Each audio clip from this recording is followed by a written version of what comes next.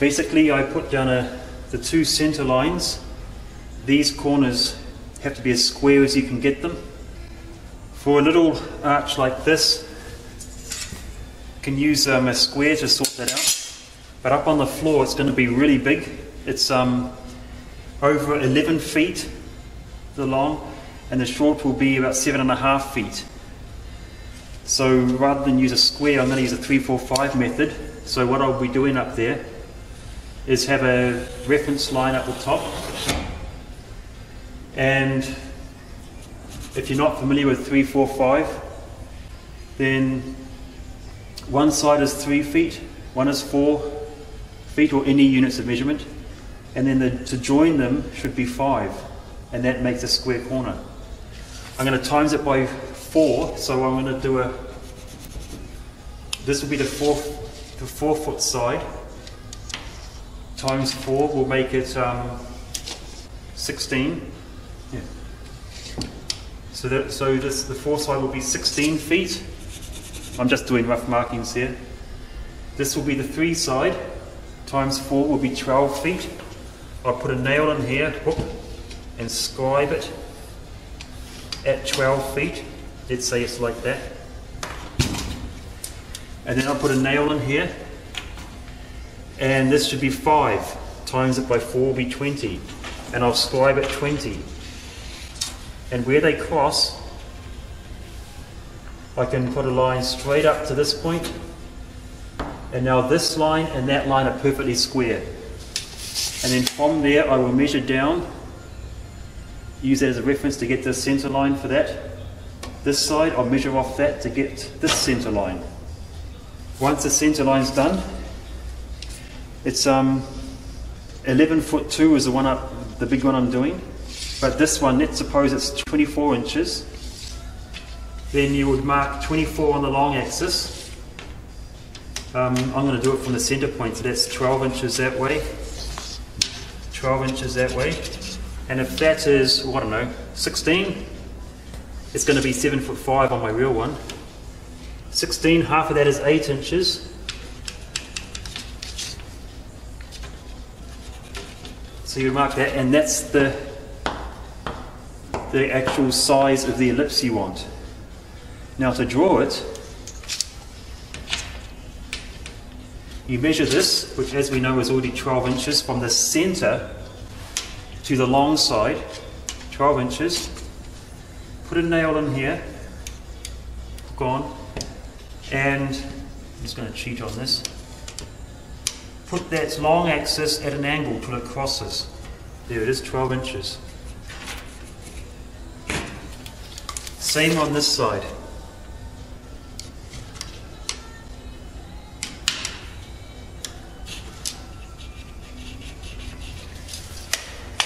Those are the focal points. And now you can put a nail in each one of those.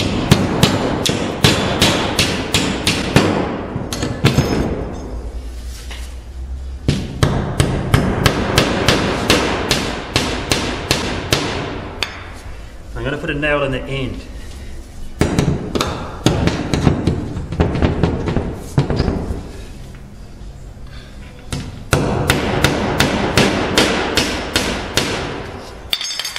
This nail can go on the long axis or on the short axis. It works exactly the same way. Now you get a length of string, tie it around. You want roughly double the length of the long axis. That's the rough measurement. And it goes around the focal points to either this nail, if you have one here, or this nail, if you got that one. It works exactly the same both ways. Tie it very tight.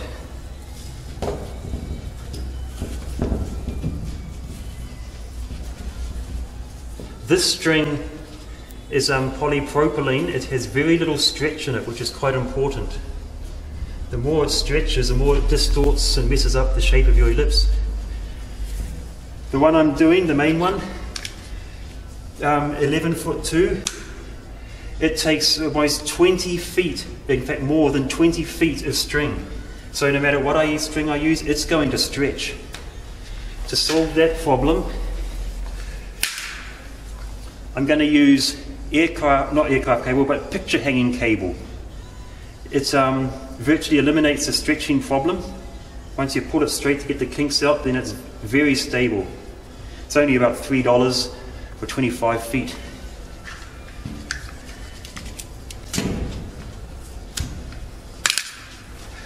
Once that is done, then whatever nail you've got it tied around, pull out the end one only.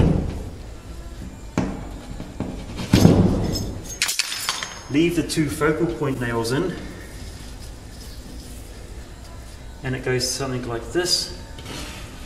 Just draw with the string. Oops, bit of crack in the plywood there.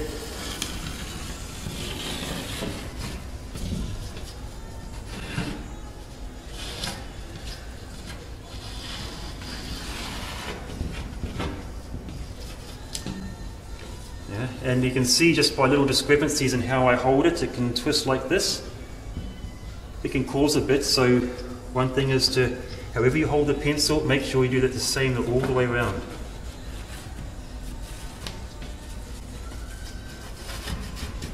Yeah. This crack is deceiving me. But that's basically how you get the ellipse. And I'm going to draw, when I do the big one, I'll do a practice one on the floor first. Then I'll just lay the plywood over it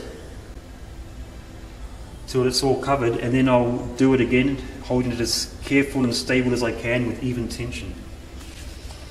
Once that's cut, the plywood is going to be nailed down, sheets of plywood everywhere till it's done, nailed down. I'll cut out the first ring, and then I'll mark each center point on it, on the plywood while it's nailed in place. Is very important. And then I'm going to rough cut about 4 inches around it, a secondary cut. This one doesn't have to be as accurate.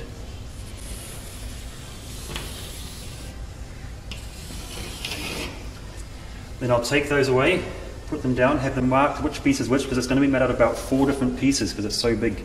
4 pieces of plywood. Then I'll reset all the plywood cut-offs and cut a secondary arch because I want 2 layers of this plywood, and that's what I'll use to make it. Later, if you look at remember on the plan, there is a post about here somewhere on the floor. I have to make a matching post over here, and then there's going to be a curved wall between it. So this diagram shows where the ceiling goes. All this will be regular drop ceiling. Here's that post I showed you.